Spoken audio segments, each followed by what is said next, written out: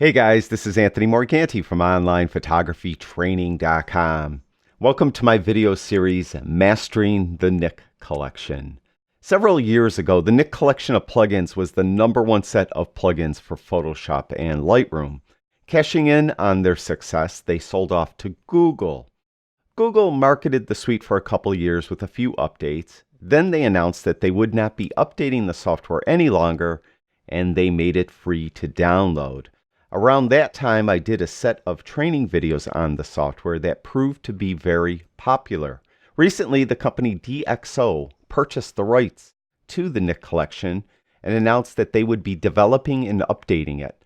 Although it's no longer free, it is nice to have a caretaker for this software because it is very good. With all the good things happening with Nik, I decided to update my training videos on the product. This new series will be more in-depth and thorough than the previous series. Please be aware that I have no affiliation with the company. I'm not being paid by them to do these videos, and if you purchase the software, I will not be making a commission on the sale. With that said, if you could do me a favor, if you like these videos, please click the thumbs up button and share them. Finally, if you can make a donation, I would greatly appreciate it. That info is in the description below this video, along with a link to my Code of Ethics statement. Let's get started. This is the 17th video in my Mastering the Nik Collection video series and my third video on Dfine 2. If you're totally new to Dfine 2, this isn't the video you want to begin with, because in this video I'm just going to clean up some loose ends that I haven't covered in the previous videos about Dfine 2. In the description below this video, though, you will find a playlist for the entire Mastering the Nik Collection video series, and you could find the module you want to learn about and pick the first video for that module. There's around 2 or 3 videos for each module, and I have more to go after this video as well. But go to episode 15 as far as Dfine 2 is concerned, and you'll learn everything you need to know by watching episodes 15, 16, and 17. You'll learn everything you need to know about Dfine 2. Now, one more little housekeeping thing here. I've received some complaints. People are saying they're not seeing the noise when they're watching the video. In my videos, when I say, here's the image with noise, here it is without noise, they're not seeing any change whatsoever. Well, rest assured, I'm recording these in high definition. I'm uploading them to YouTube in high definition. When I stream them from YouTube, I could see the difference. I could see the noise.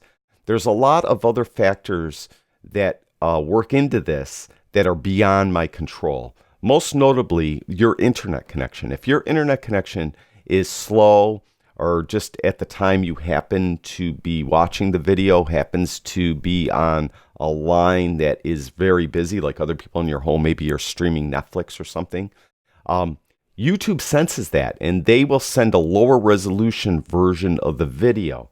You could override that. If you go to the YouTube video itself, and you go to the lower right-hand side, you'll see there's a little gear here. If you click on that gear, the very last choice is quality. If you click on that, you'll notice that I upload it at 1440p. That's the highest quality. And YouTube may dumb it down all the way to 144p, and in that case, it's going to be relatively blurry, and you won't see the noise. I guarantee you won't. So if you're not seeing the noise, click on that gear and pick a higher quality, and hopefully it will stream properly to your computer so you could see the noise that I'm talking about. Now, back to this video.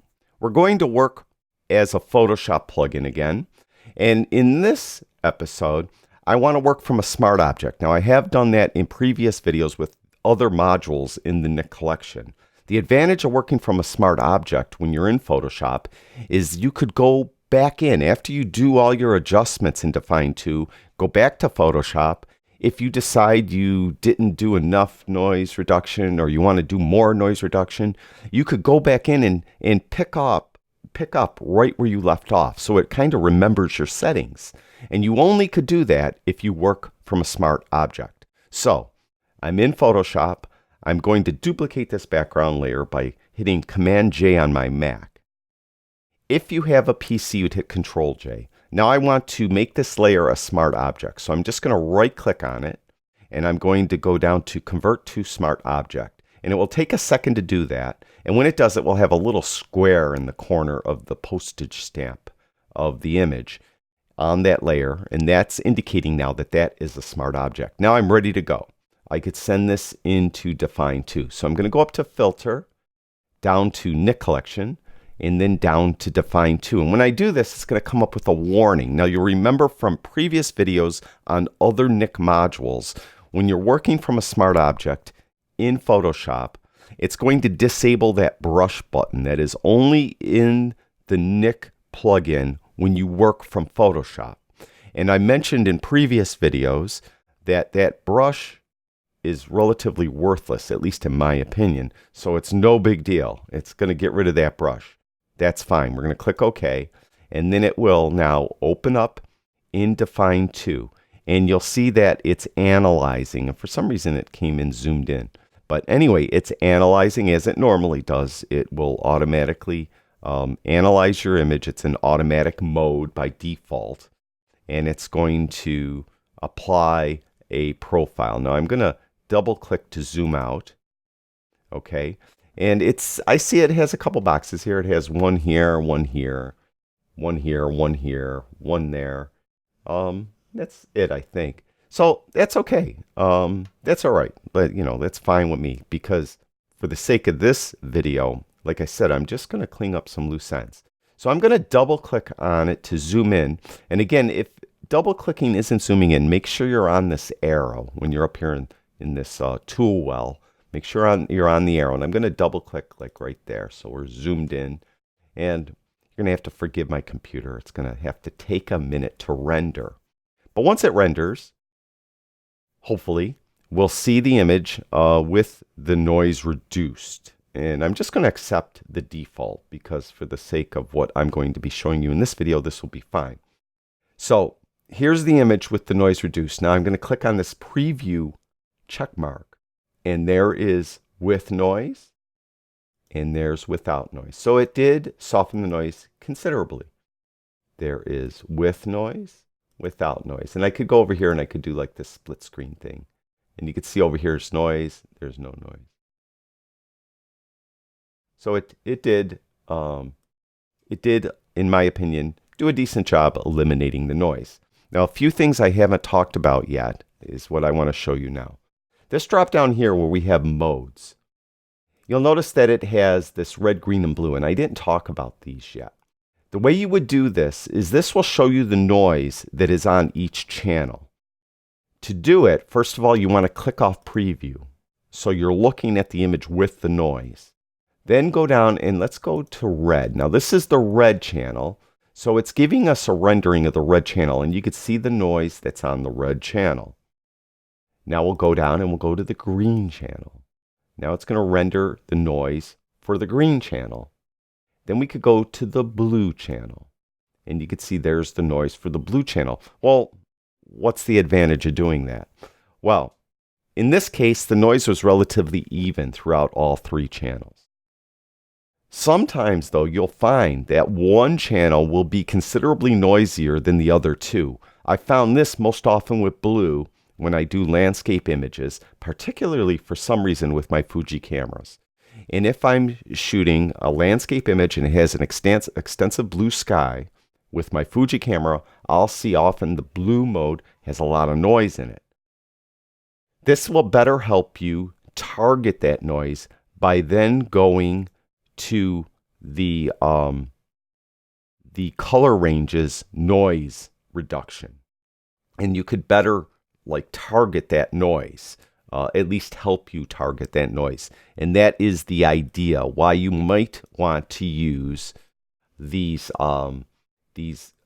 color channels to view the noise. Now again, you have to make sure preview is turned off or turned, so you could see the noise. And then those channels work. Below that, we have luminance and chrominance noise. Remember, in previous videos, I mentioned there's two main types of noise. One is luminance. That's the most common noise that looks like film grain. And to look at that, again, you have preview off. Click on luminance, and it will give you a rendering of the image, and you could see the luminance noise. Below that is chrominance, and when you click on that, that's going to give you that color noise. Remember, color noise usually is like a little red, green, and blue dots, and it's not as common, and you'll see in this image, there is none. I don't see any red, green, or blue noise. Again, make sure preview is off when you do this. So I don't see any chrominance noise. So what that is telling me now is that I could come in here and go, let's say, to manual, or I could go to reduce, I'm sorry, and I could go to where this color noise is, and I could probably take this all the way down because it's not making any difference. So then I'll go back to RGB, and then I'll click on preview to get rid of the noise. And, so I don't, any color noise reduction that was being done on an image that didn't have any color noise. So all it was probably doing was softening the image. So that's where these modes come in handy. Now, I covered the contrast noise mask and the color noise mask in the first video. Now, the last thing I want to talk about is if you go over here and you're in this reduce tab, you'll notice down here there's a more expose triangle. If you click on that, you'll see there's some more like sliders and checkboxes. Now, this part, I'm going to venture to say you're going to have a hard time seeing, even if you have the best stream possible, because quite literally I have a hard time seeing these. I went through about a dozen images to try to find one that I could best demonstrate these, and this was the best image I could come up with. I just didn't have a lot of images that were conducive to demonstrating these choices. Now, really, when you do a noise reduction on an image, you tend to soften it, and particularly around the edges and where little hairs might be coming out on the edges, those hairs won't be as well defined anymore. If you want to try to bring those back, if you click this edge protection checkbox, what it will do is will hopefully bring back a little bit of more detail in those edges, especially what I found, hairs. So fur, hairs, you'll start to see them a little better defined. If you'd like to try to get them even more defined, take the slider and move it to the right. And you gotta wait for it to render again, I'm sorry. And hopefully it'll get those even more defined. Hopefully you could see that in the video. I could barely see it actually in real time right here. Now, with that said, if you turn or move the slider to the right, or if it's even in the middle at the default position, if you're seeing it's introducing a little bit too much noise, then you'll want to take it to the left. And of course, wait for it to render. And then hopefully you could find that exact, happy place for this slider where it is giving you some nice distinct edges of objects that are in your frame, as well as still reducing the noise. Now, JPEG artifact reduction. A lot of times with JPEGs, and you actually will get this with TIFF files too, but it's more common with lower resolution JPEGs, generally speaking. You'll get little blocks, little squares and rectangles, and especially around high contrast edges. And sometimes you'll see this too in an expansive blue sky. You'll see the sky looks blocky. And what you would do then is you would click this box, and it's just a click box, no slider or anything.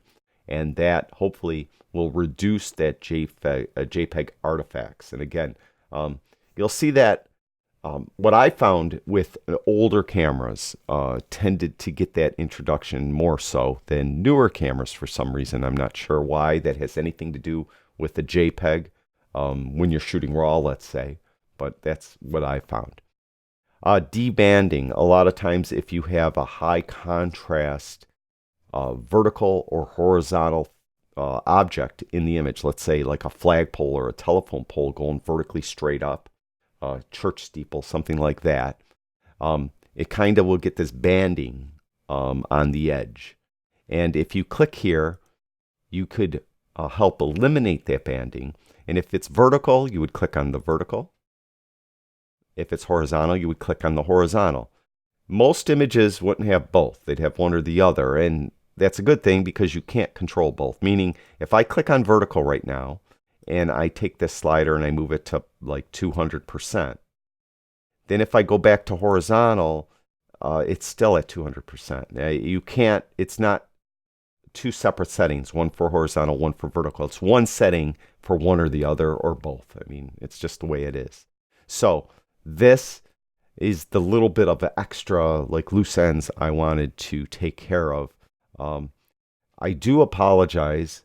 I didn't have a great quality image that I could properly demonstrate these. I looked and looked, and I really didn't have anything in my 60,000 image Lightroom library for some reason, and this was the best I could come up with.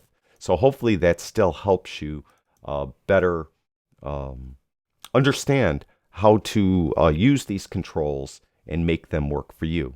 Now, the last thing I wanted to show you is once you're done, let's just say we're done, we click OK. Now it's going to apply the filter to our smart object.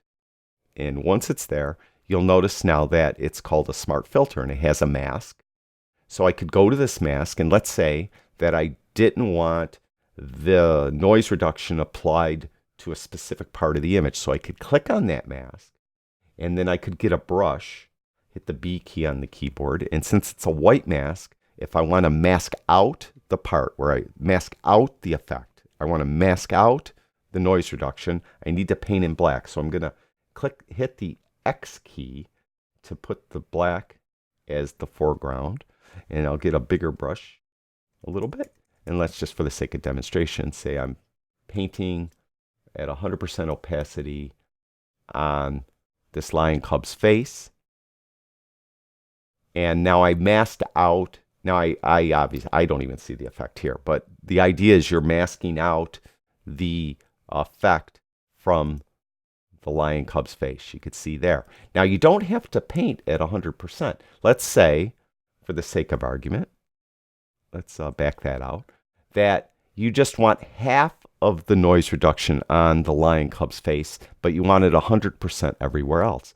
Then take your brush and take it down to an opacity of, let's say, 50%. And just be careful you don't go over your brush stroke, and just like that. And then you could just put it on 50%. So you're now, when you look at the mask, you see it's gray. It's not black anymore. So some of the noise reduction is being applied to the cub's face. So that's one advantage of doing this in Photoshop, because you could apply a mask. And you could do that mask not just to a smart object. You could do it to a regular layer as well. So we could do this exact same thing, and I did demonstrate that in our last video. But we want to come back in here and readjust anything. Right here where it says Dfine 2, just double click on that, and it will automatically open up back in Dfine 2. And it's going to remember what we did. So it's going to come in with those same settings that we had. And then we could kind of take up right where we left off. Now we got to wait for it to render and do its thing. But once it does, any second now, you'll see that the checkboxes I checked are still checked over here, because by default, those are not checked usually. But now let's say I could take that off, and I could take that off, and I could take that off.